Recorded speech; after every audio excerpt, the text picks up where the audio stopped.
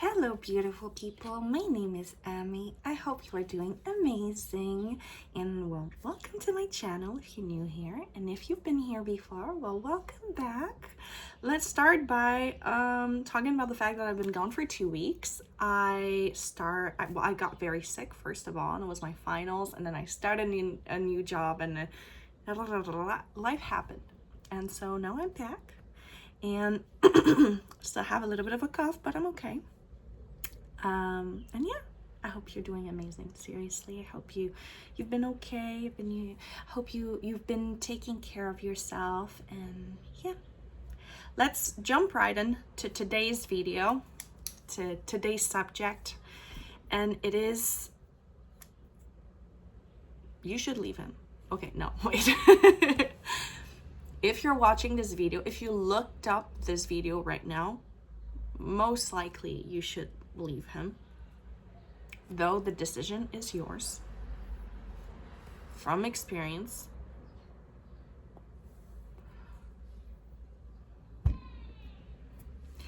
let's dive right into today's video, which is the subject of today's video, which is relationships. And I think I'll title the video something like,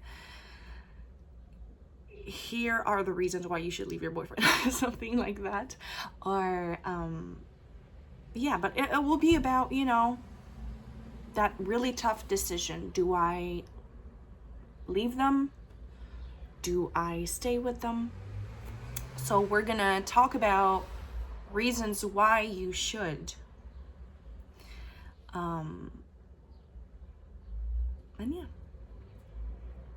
So let's dive right into today's subject, which is relationships, and more specifically, why you should leave.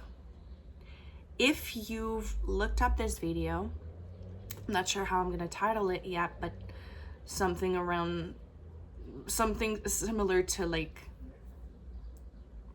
here's 5 reasons why you should leave your boyfriend or something.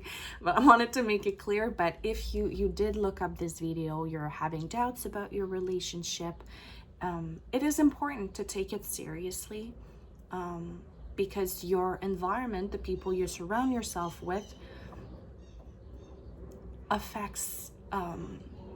can affect your mental health and yourself, affect your whole.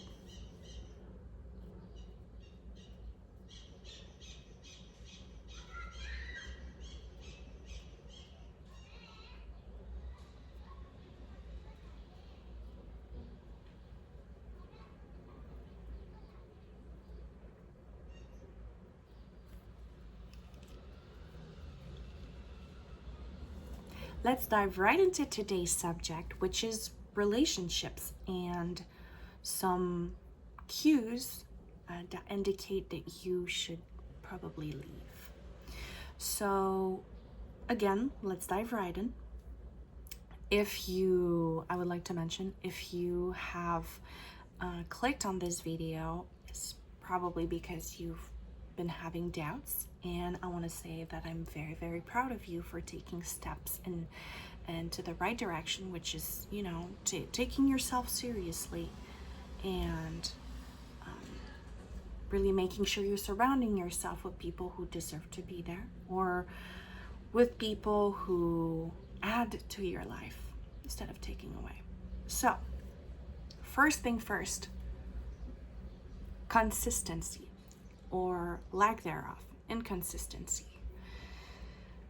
Relationships aren't black and white most of the time. Most of us wouldn't stay with someone who's always mean to us, though unfortunately things happen. But inconsistency is such a good indicator as to why you shouldn't stay with someone. You'll find that they'll treat you poorly, and then all of a sudden they'll do something really nice, and so they loop you back in, and then they'll be mean again, or they'll be neglectful, or they'll lie, but then they'll do something nice, and then you'll find, and if you're watching this video right now, it's probably because this doesn't work like it used to. They can't seem to loop you back in as much as they used to. I'm gonna give an example from my past relationship where I thought he was my best friend. When we were around people, he was so nice. Everyone loved him, but then behind closed doors, I found him very neglectful. I found that if I was sick or if I needed to rest, it would always be like, well, you're just gonna lay there all day, just gonna, yes, okay, yes, today I can say yes, but back then it would make me feel like I was a failure, like I couldn't rest because it was too much to ask to just have a day for myself. But yeah, it's not all he did. We would have fights about the second point I'm gonna bring up, but about lies. He would tell me something and then I would find out that it isn't true, that he lied, and God knows we always find out. And we would have a fight and I would be very sad, and the comfort he would give me when I would be happy and, let's say, easier to manage, because I'm not very emotional. When you're having fun and you're having a good day, you're very happy or neutral, and it's easier to handle than someone who's crying, who's very emotional, and who's blaming you for it, and so as much as he be so happy to be around me when I was in a good mood, I'd find that the moment I would be unhappy, he wouldn't touch me. He wouldn't, by that I mean he wouldn't hold my hand. He just didn't seem to want to be around me. And so this inconsistency where it depends on how he feels that day. One day it's okay if we're a little late. Another day if we're a little bit late, it's the end of the world. He's gonna be mad all day. It's, yeah. Now the second points that I shortly brought up are lies. If you find that your partner lies, and I'm not necessarily talking about cheating or lying about, I don't know, like like a big thing. I'm talking about little lies. And you'll find that certain people lie all the freaking time for no reason. Did you pick up the milk like I asked you to? Yeah, I did. And it comes home, doesn't have the milk. Oh yeah, I forgot. Then why did you say you did? It's okay if you didn't. But, considering that you would give them a comfortable, considering that you would give them space and, that they would be comfortable to be honest with you, they would still lie on based on my story with an ex of mine. I asked him, like, oh, when we first started dating, have you ever had like a crush or something on one of your friends? And I'm just a curious person. I just like to know things, and and I do believe that if you're in high school, you have a crush on someone, and then you find yourself 10 years later, oh yeah, I had a crush on her, but then we just became friends and I never thought about her like that again. I don't care. So there was this one friend, I asked him, oh, have you ever had a crush on this person? Because you guys are really close and stuff, and she's a beautiful woman, and you guys get along. I would see how, you could have a crush on her. And no, absolutely not. He said, she's very opinionated. I just don't, no. Well, years later, we found a letter. In school, sometimes you'll write a letter to your future self and it'll be mailed to you 10 years later or whatever. or 5 years later, whatever. We found that letter and starting to read it, and he's reading it to me. Oh, today you're in class, da, da, da, da, and he's reading and reading, and then I see him skip over a part, and I go, and so yeah, you're friends with whoever and whoever. You're still friends with them. I would say, whoa, whoa, whoa, whoa, why'd you just skip over? Well, he skipped over the paragraph he wrote about how he was in love with that one girl, and how he was mad at his friend for starting to date her, that he hated them or something, whatever. That's a lie, you know? And even if, okay, his reasoning was, well, I didn't want you to make it weird. I didn't want you to keep me from seeing her. I said, when have I ever made you feel like that? When have I ever made you feel like because you had a crush 10, 15 years ago, you can be friends with this person anymore? What's the, you know? And of course, now he went back on his words and, oh no, but I did tell you. No, he didn't. You see, lies on lies. And that's just one example out of so many. So many. And, you know, by bringing up this example, I want you to understand, it doesn't have to be a big thing. It doesn't have to be, oh, I actually have a second family. Of course, if that's the case, that's another example. But realistically, people most of the time will lie about little things. And that betrayal adds up, and you'll find yourself not trusting them for bigger things and feeling insecure. And they were like, well, I never cheated. Why are you acting this way? Why are you acting crazy? Why are you? Well, do you see how they have themselves set up this environment for you to have all these insecurities by lying about little things? How do they expect you to trust them with big things? You know? So let's jump into number 3, which is reassurance. If every time or most of the time you ask your partner for reassurance and they can't seem to give it to you, they can't seem to bring themselves to just reassure you and offer you a safe space to express where these insecurities are coming from, or, you know, that's just not gonna work. We're human beings. We need reassurance. Life is full of uncertainty and insecurities. We need reassurance from time to time. It is one thing if you're asking for reassurance every single day, multiple times a day. Now that might be some inner work you need to do, or it might be more on the lies portion. That's some work for you to do. You know, I can only speak on my experience, but I found that my ex-partner wasn't able to give me the reassurance I needed.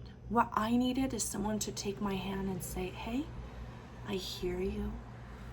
I'm sorry your feelings are hurt right now, or you're feeling a certain way. I know it must hurt, but I love you and I'm here for you and I'm loyal to you. And, you know, reassurance, very simple, but for some people it is not that simple, and they don't want to learn. They don't want to do the effort, and that's, again, just not gonna work. You deserve reassurance. You deserve words of encouragement. You deserve to be soothed. If you find that your partner, every time you go to them also for reassurance, they start to be very defensive or annoyed at you, or they roll their eyes, or they do these, what are they called? Passive aggressive things, like, again, rolling their eyes, coughing, you know, breathing out like that. Well, you need to take yourself out, not necessarily in a moment because you're very emotional, but after the fact, and really look at your relationship. from the outside and think, if I was at the restaurant, okay, having, I don't know, it doesn't matter, having a bagel, okay, and you're sitting next to this couple and I hear this conversation, what would I think? What would I want for this, let's say this girl, or for this guy, or for this person, you know? What would I want for this person who's asking for reassurance? I think to myself, wow, I hope she leaves him, or I hope they leave him, you know, or them. I hope they leave them, but you understand, I'm trying to, yeah, but I'm talking with my experience, so I hope she leaves him. And through doing that, you find it, you don't need to imagine it's your mom, you don't need to imagine it's your best friend. Even for a stranger, you would think, wow, that sucks, you know? And if you think, ugh, maybe it's just that I'm asking for too much, maybe asking for reassurance can never be too much, okay? Again, doesn't mean you need to do it every single day, multiple times a day. Then that's inner work, or that's relationship work. That's, you know, look within yourself and the relationship. But if I can give you a comparison, again, my ex, I would be crying and he would be sitting there looking at me with a dumbfounded look on his face, like, I don't know what just happened. My boyfriend now, I didn't even have to ask, but he just does what I want, what works for me, what I want it. You know, he'll take my hand and he'll be like, babe, no, I'm sorry, or, oh no, babe, that's not what I meant, or, you know, just something that I would have never thought would be possible. Because with my ex, I thought he was the love of my life. I thought I would spend the rest of my life with him. I thought we would have kids and we would get married. I would have never thought that I would leave him, but I did. And I'm so glad and so happy I did. That allowed me not only to meet my partner now, that is an angel, who's there for me and who's reassuring and loving and just the best. I love him so much. But it allowed me also to realize that, oh, I wasn't the problem. The relationship was. It was toxic. We weren't meant to be together. I wasn't depressed because I was depressed. Something was wrong with me. I was depressed because of my environment, or who I allowed into my environment. But that's a whole other video I want to make. Now, fourth point is love language. Now, you might have heard of it. If you haven't, very briefly, it's there's a couple, but you have physical touch. What makes you feel the most love? Physical touch, acts of service, quality time. There are others, I believe. Words of reassurance, of like compliments and encouragements and stuff. Words, okay? We all have ours. Some people have multiple. I do. I know I have multiple, and I have my love language that I like to receive, and I have my my love language that I like to give, that feels the most natural to me. Now, I know that my partner right now, he loves words of encouragement. And as much as I love it so much, my love language is physical touch. That's how I express my love, and that's how I like to receive it the most. But because I love him so much, I learned to give him more words of affirmation.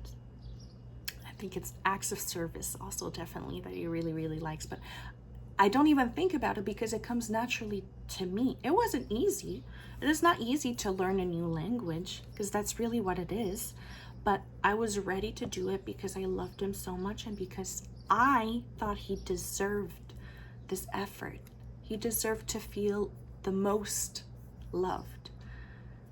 Now with my ex, he knew I had expressed it multiple times. My love language is physical touch. I need to be kissed, I need to be held, I need to be touched and grabbed, and that's my physical touch. With my love partner, with my friends it's different, but with my lover, with my boyfriend, that's how I feel the most loved. He knew that, and he decided not to do anything about it. His love language was gift giving, and as much as I really appreciated that he bought me shoes and a couple watches, I appreciated it, but that did not make me feel loved. Made me feel appreciated in some way. I appreciate it's very nice to offer a gift, but what I needed was physical touch, and he refused to give it to me. It's one thing if you're like, look, I'm really not a physical person, but I'm gonna make an effort to give you what you want because I love you, and because, you know, it's not doing anything bad to me, you know. If my love language is smoking drugs, you know, and that's not love language, first of all, but you know, giving your partner a hug more often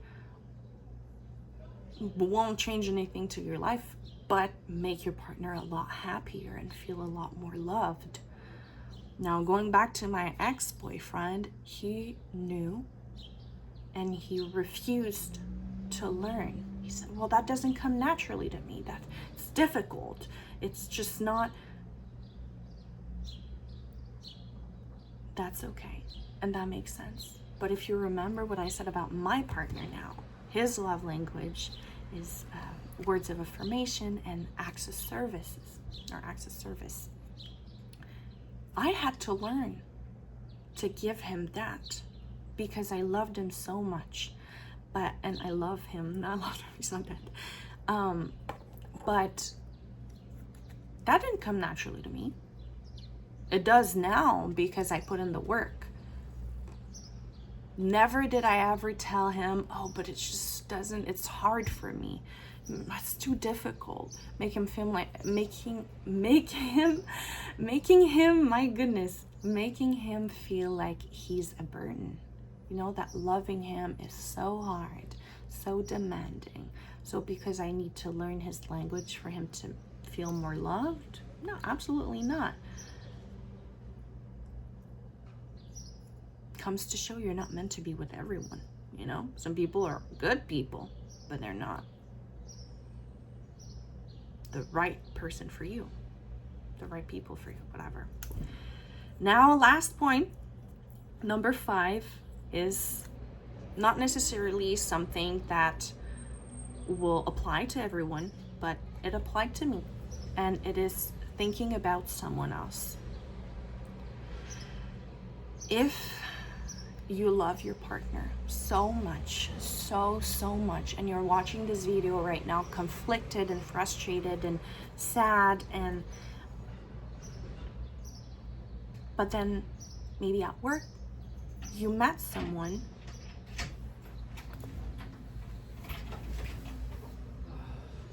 Hey Angel, I'm finishing filming a YouTube video. Okay, sounds good. You want me to go away? No, but I'm finishing up like in 5 minutes. Okay, I can go for a walk. You can stay in if you want. You can drink some water while I finish filming. Okay, I just didn't know if you wanted to or not. No, that's okay. My love, it's your home. It's hot, huh? It is hot. The fan's not on. I know because I'm filming. Oh. It's only gonna take 5 minutes. Okay, sounds good, my love. I love you. I love you so much. Let me just wash my hands first. Yeah, of course. I'm never leaving late again. Yeah. Because it's like at 5 o'clock, everyone's just on the road as well. Like there was even an accident at the stop sign. Anyways, I'll let you do your thing. You're sexy. I love you. I love you. Okay, let me just finish this last part. maybe you met someone at work. Oh, okay. Babe, my love. Okay, you can drink your drink, but just don't do like this at first too much, okay? Let me just go outside. Yeah. Okay, okay. It's only gonna take 5 minutes, just 5 minutes of not doing anything. Is it okay? No, because I want to like move around and relax and get settled in. I'm a little hangry, frustrated right now because I've been on the road for 2 hours trying to get back home. Well, then just stay here 5 minutes. That's all I'm asking. Honestly, Have a drink of water. the fact that I have my bag off is fine. I'll get a drink. I'll just sit outside. Just call me when you're done, okay? Oh, okay. Yeah, I love you, babe. I love you so much. I need a cola and didn't drink mine at work. Huh? I need a cola and I didn't drink mine at work. I love you. Love you.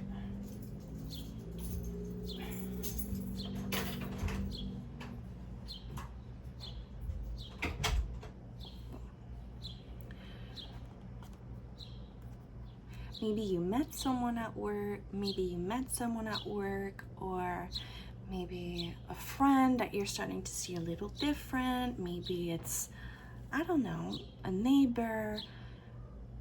If you feel like you're starting to think about them a lot while being in a relationship with someone you believe you really, really love, it might be a sign, it might be a sign that you need to move on. It doesn't mean that you don't love your current partner. It doesn't mean that you don't respect them.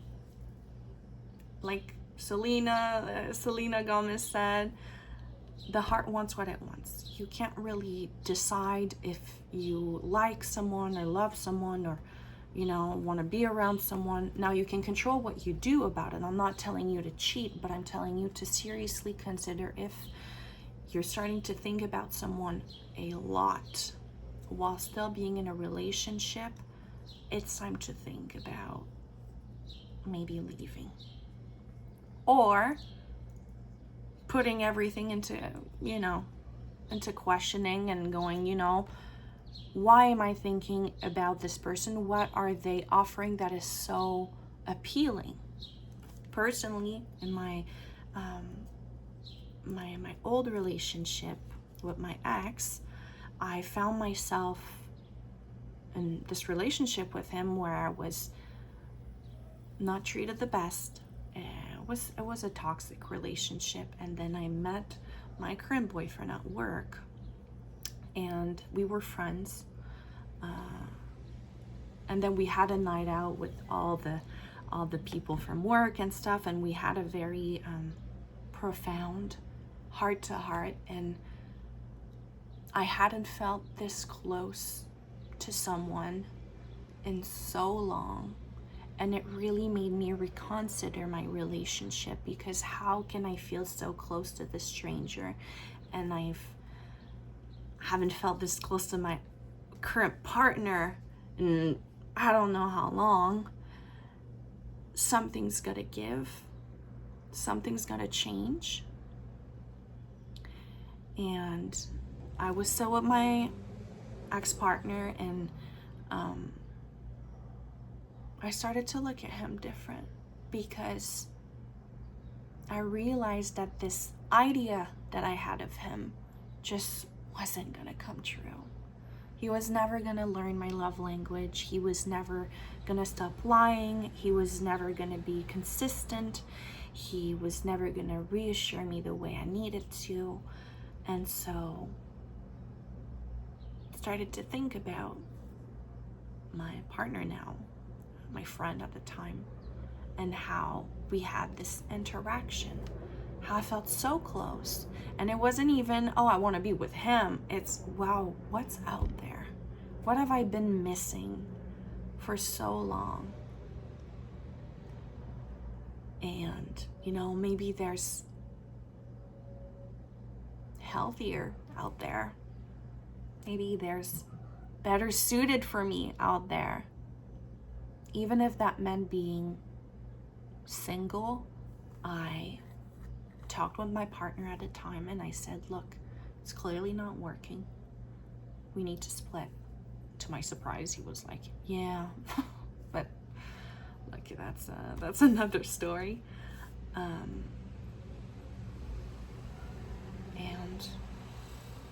it was hard. It was difficult. I cried a lot. I couldn't eat for weeks. It was very, very hard because I was grieving. I was grieving the idea I had of the life we would have, my ex-partner and I. I was grieving the idea I had of him.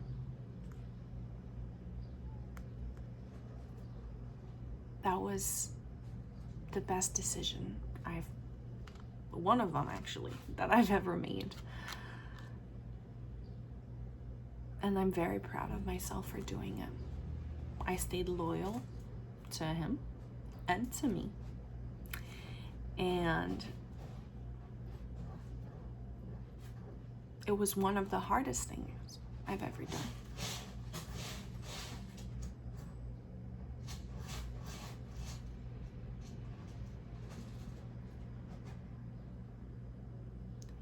Because leaving him was leaving stability. We'd been together for 5 years. He had a big job and... Ok, puis là, hein?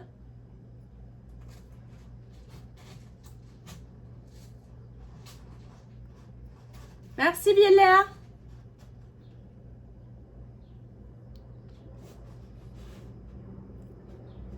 And I was a student and had just sold my car, and I was in financial hole and had to find an apartment in this economy. But I'm so glad I left. I'm so proud of myself for taking that step. It was not the easy thing to do, but it was the right thing to do. For me, for him, and I mean for everything. So, ok, viens là, lâche là. Je vais pogner les nerfs. Arrête. Qu'est-ce que tu fais? Qu'est-ce que tu fais, Violette, là? Qu'est-ce que tu sens? Tu finis?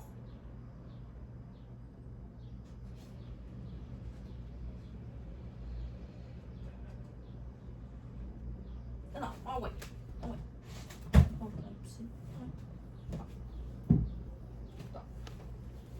tourne en rond puis tu grattes, là. So, that's the end of the video. I hope you enjoyed. I hope, if you didn't, I hope it made you maybe realize something. I hope it made you think, and I hope it will help you heal. If no one told you today, I love you. And I hope you subscribe, and I hope you comment and like and everything so we can keep in touch. And yeah, take care.